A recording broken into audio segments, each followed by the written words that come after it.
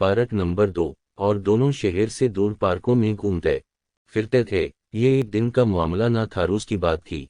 आमिर रोज ही दुकान से गायब हो जाता था।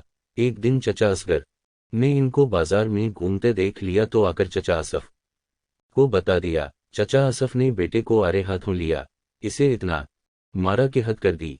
ये मंजर सोनिया अपने घर की बालकोनी से देख रही थी। चचा का खुशियों भरा घर था, लेकिन अब जैसे किसी की नजर लग गई थी। इनके घर का सुकून सोनिया की वजह से बर्बाद हो गया। परेशानी का आलम रहने लगा था।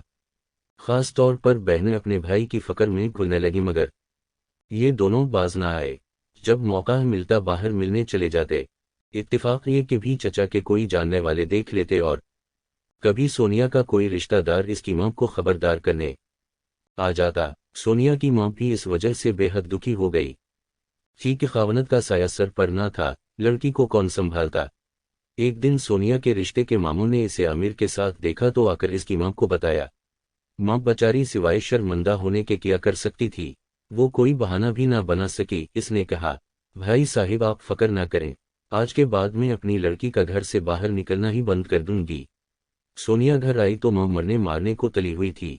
पहले तो इसने लकड़ी उठा ली और लड़की को धुनक कर रख दिया।